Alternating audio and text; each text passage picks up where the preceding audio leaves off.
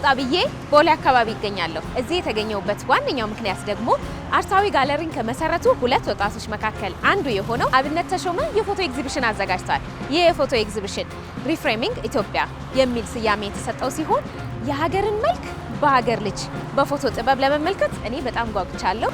እናንተስ? ኑ ተከተሉ።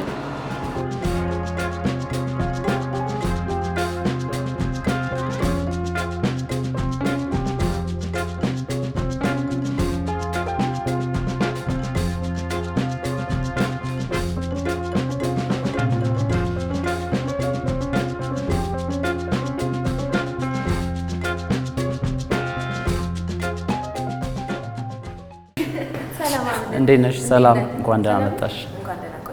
እሺ፣ እግዚአብሔር ይመስገን አለ። ህፃኗ ጋር የምትሮጠው ልጅ ጋር ተስፋ ያላት ወደፊት በጣም ትልቅ ተስፋ ያላት ወደ ተስፋዋ የምትሄድ የምትመስል ናይስ ኪሬት ያደረግነው ከዛኛው ጀምሮ እንዲታይ ነው። ከዚህኛው ይጀምርና እንደዚህ ዞሮ እዛ 17 ጋር ያልቃል። ከዛ ከጀርባ አለ። ከዛ ደግሞ ሁለተኛው ሩም ደግሞ እዛኛው ጋር ይቀጥላል።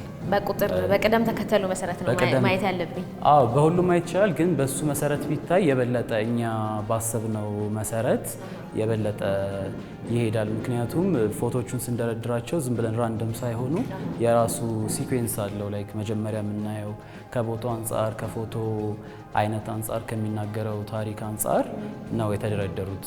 እንኳን ደስ ያለ። ስንተኛ ነው? ይሄ በግል ኤግዚቢሽን ሳዘጋጅ የመጀመሪያ ኤግዚቢሽኔ ነው። ግን እስካሁን በግሩፕ ከ10 በላይ ኤግዚቢሽኖችን አቅርቤ ያለው። አብዛኞቹ ከኢትዮጵያ ውጪ ነው የተደረጉት ኤግዚቢሽኖቹ፣ ሀገራችን ውስጥ አይደለም። እና ይሄ ኤግዚቢሽንም በነገራችን ላይ የዛሬ 2 ዓመት ነበር መቅረብ የነበረበት። ነገር ግን ልናቀርብ ስንሞክር ብዙ ከተማችን ላይ ያሉ ጋለሪዎች ፎቶግራፊ ለማሳየት እድሉን አይሰጡም። እና ደግሞ የተለመደውም ስዕልን ማሳየት ነውና የዛኔ ተረዳሁኝ እንዲህ ፎቶ ለማሳየት ችግር እንደነበረ። ከኔና ከጓደኛዬ ጋር ሲሂንተዋበ ትባላለች፣ እሷም ፎቶግራፈር ነች። ከሷ ጋር ይሄን ጋለሪ ከፈትን። ምክንያቱም እጥረት እንዳለ ተረዳን። ልክ እኛ እንደተቸገር ነው ሌላ ፎቶግራፈሮችም እንደሚቸገሩ ተረዳን። እንደውም እሷን ባስተዋውቃችሁ ደስ ይለኛል። ሲሂን ሰላም፣ እንዴት ነሽ? ገነት እንደውም አሁን በቅርቡ ዓለማችን ላይ የተካሄደ አንድ ትልቅ የስትሪት ፎቶግራፊ ውድድር ነበረ። ውመን ስትሪት ፎቶግራፊ አዋርድ ይባላል። እሱ አዋርድ እሱን አንደኛ ወጥታ አሸንፋ ኒውዮርክ ሄዳ ነበረ። ለ10 ቀን ኒውዮርክን ስታነሳ ነበር። ከዛ እሱን ኤግዚቢሽን ለ10 ቀን ያነሳችውን እዛ አሳይታ ከዛ በኋላ ደግሞ ይዛው መጥታ እዚህ ሀገሯም ደግሞ እዛ የሰራችው የነበረውን እዚህ ሀገራችን ውስጥ ያሉ ፎቶግራፈሮች እንዲነሳሱ እሱንም አሳይታ ነበር። በጣም ብዙ ላይክ ደስ የሚል ጊዜ ነበር የነበረን በዛ ኤግዚቢሽን። በጣም ደስ ይላል። በጣም ደስ ይላል። እኛም ኮርተንብሻል እንደ ሀገር። እንዴ ከዓለም ተወዳድሮ አንደኛ መውጣት ትልቅ ነገር ነው። በጣም ደስ ይላል። በርቺ። በአንቺ ኤግዚቢሽን ደግሞ በቀጣይ እንመጣለን በእርግጠኝነት። እሺ ቴንክ ዩ። እሺ እናመሰግናለን።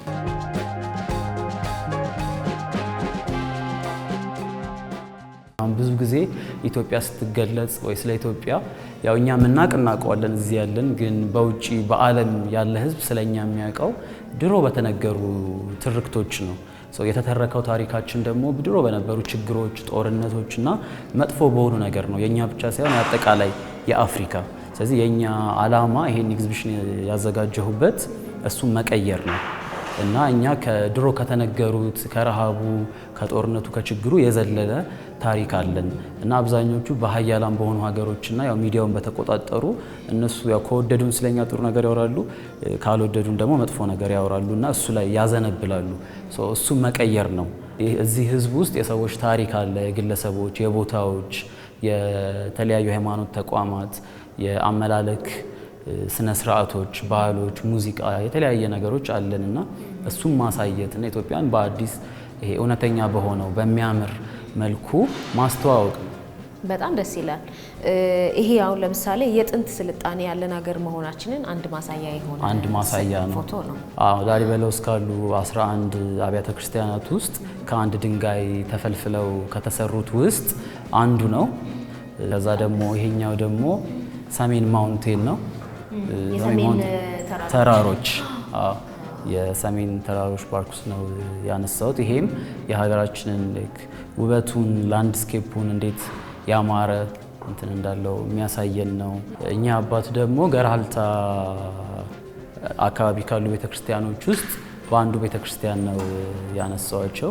ይሄም በቃ የቤተክርስቲያኑን ጥንታዊነት ያሳይሻል፣ ባህሉን፣ የቤተክርስቲያኑን አርኪቴክቸር ምናምን የምታይበት ነው። የእሳቸውንም አለባበስ በእንደዛው የምታይበት ነው።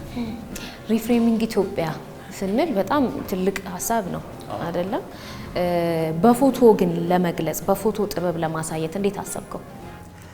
እሱን ያሰብኩበት ምክንያት ያው አሁን አንድ ነገር ማስተካከል ስንፈልግ የተበላሸው በምንድን ነው የሚለው ማየት አለብን መጀመሪያ ብዬ አስባለሁ። እና አሁን የኢትዮጵያ ኢሜጅ የተበላሸው አንደኛው ስለ ኢትዮጵያ ያለው አመለካከት የዓለም ሕዝብ እሱ የተቀየረው በመጥፎ መንገድ የሆነው አንደኛው በፎቶግራፍ ነው።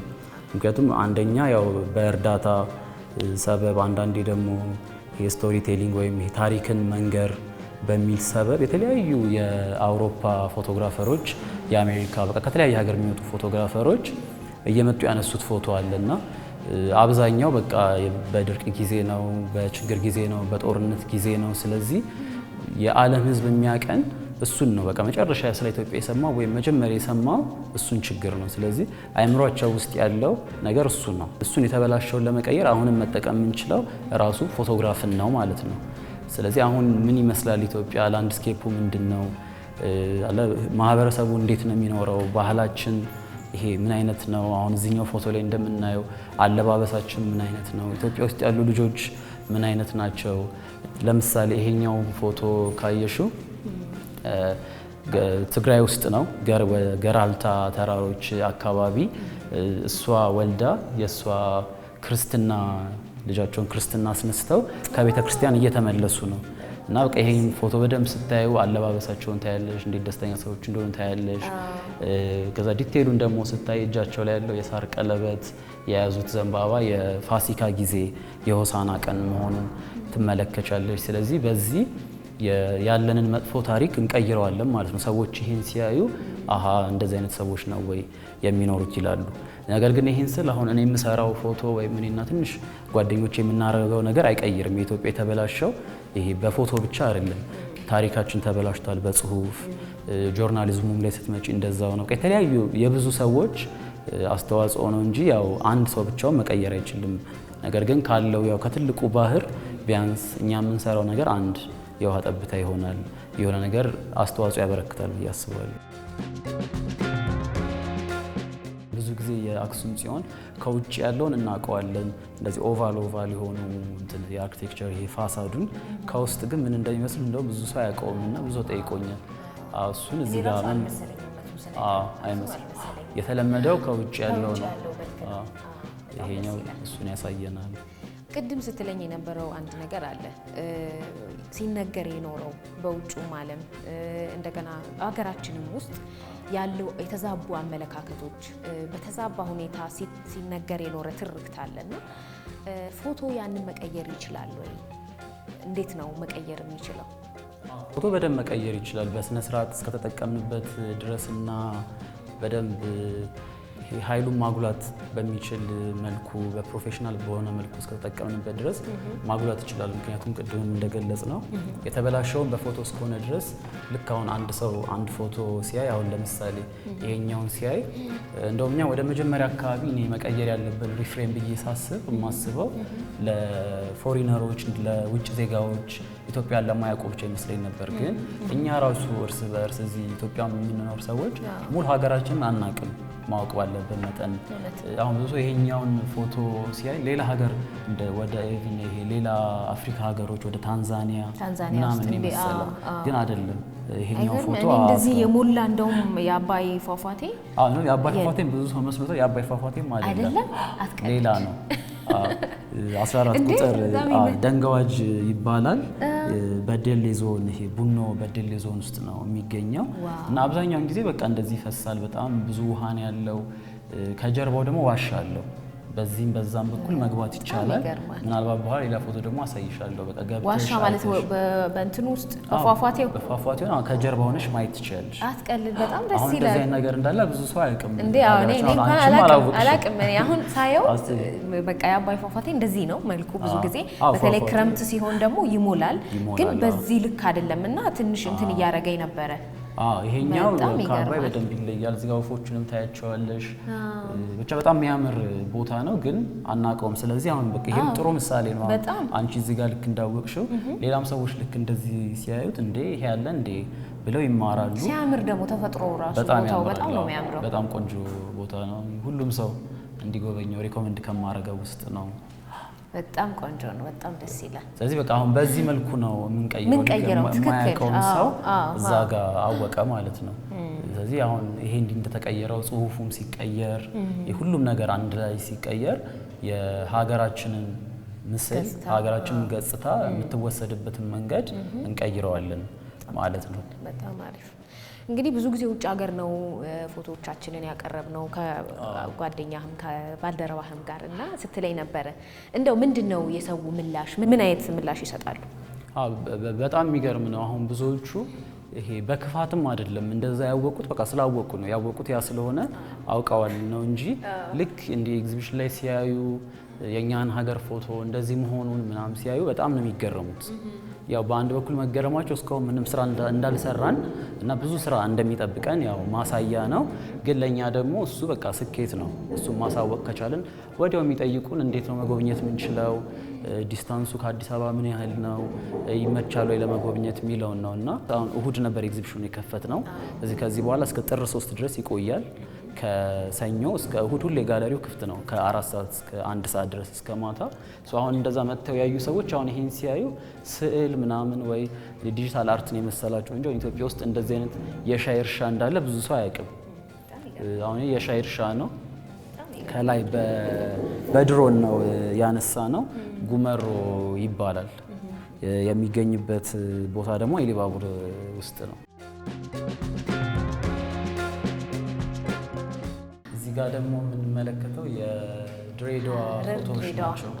በተለይ የመሀለኛው ፎቶ ብዙ ጊዜ አሁን ድሬዳዋን ሰው ሲያስብ በቃ የድሮውን መልክና የበፊቱ ትሬን ስቴሽን ያረጀው እየሰራ ያልሆነው እሱኛውን ነው። ግን አሁን ይሄኛውም በቃ አዲሱ ኢሜጅ ደግሞ ይሄ ነው። አሁን የድሬዳዋ ይሄኛውም እንዳለ ሁሉ ይሄኛውም አለ።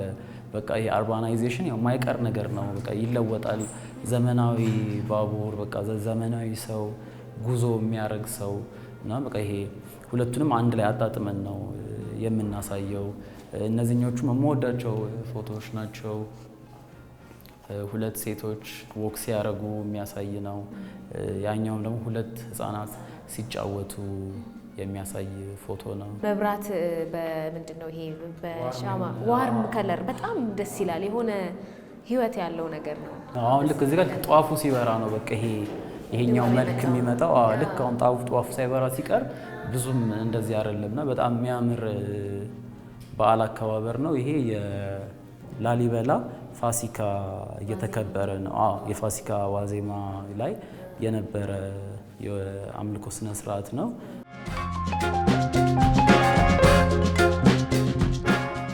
እኚህ አባት የኢትዮጵያ አባት አንዳንዴ ራሱ ፎቶ ይናገራል። ብዙ ማብራራት የለብንም። እና ደግሞ ሁለት ሌሎች አባቶች አሉ እያወጉም ይመስላል። በጣም ደስ የሚለው ፊታቸው እንደዚህ ይዘው ይሄ ከላሊበላው የቀጠለ ፎቶ ይመስላል። ከላሊበላው የቀጠለ እዛ ላይ ያለ ፎቶ ነው። አገልጋይ ናቸው እሳቸው። ይሄኛውንም እንዲሁ ኤግዚቢሽን ላይ የመጣ ሰው ነው የነገረን። የሚያውቃቸው ሰው ነግሮን በቃ ድምጻቸው በጣም የሚያምር ቤተክርስቲያን ውስጥ የሚቀድሱ በቃ ላሊበላ በጣም ታዋቂ የሆኑ ድምጻቸውን በጣም የሚያምር አባት ናቸውና ብዙ ሰው ያውቃቸዋል። ጠዋት በቃ የእሳቸውን ድምጽ እየሰማ ነው ብዙ ከእንቅልፉ የሚነሳው።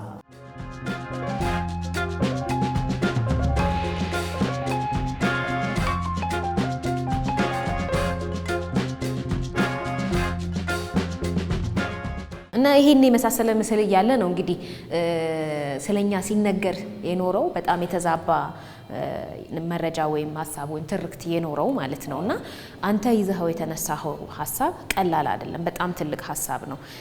እንደ አንድ ፎቶግራፈር ብቻ ሳይሆን እንደ ሀገር ሁላችንም ኃላፊነት አለብን። ይህንን ስራ መስራት አለብንና በቀጣይ በዚሁ ለመቀጠል በተሻለ መልኩ ሀገራችን ለዓለም ለማሳየት ለማሳወቅ ምን እቅዶች ይዘሃል? ምን አይነት ስራዎችን እንጠብቅ? በቀጣይ አንደኛ ኢትዮጵያ በጣም ትልቅ ነች። እነዚህ በቃ ዝም ብለው እንደው ቅምሻ አይነት ናቸው እንጂ ብዙም ይሄ ሙሉን አሳየውኝ ለማለት ለመድፈር አልችልም። ስለዚህ በደንብ እነዚህንም አካባቢዎች ድጋሚ መሄድ ፈልጋለሁ። ከዛ ደግሞ ያልሄድኩባቸው በጣም ሰፊ ስለሆነች ኢትዮጵያ ያልሄድኩባቸውን አካባቢዎች እነሱን ሄጄ በደንብ ፎቶ ማንሳት ፈልጋለሁ። ያው ብዙ ድጋፍ ይፈልጋል። የትራቭል ፎቶ የሚከብደው አሁን ዝም ብሎ ጠዋት ተነስተሽ አንስተሽ የምትመጪው ነገር አይደለም። ፕላን መደረግ አለበት። እዛ አካባቢ የሚያግዙ ያስፈልጋል። ወጪውም ብዙ ነው። ስለዚህ የተለያዩ ድጋፎች አብረው የሚሰሩ ሰዎች እፈልጋለሁ። ተቋማትም እፈልጋለሁ። በመተባበር የሀገራችንን ምስል እንቀይራለን። ሁለተኛ ደግሞ የተለያዩ ቦታዎች ማሳየት እንፈልጋለን።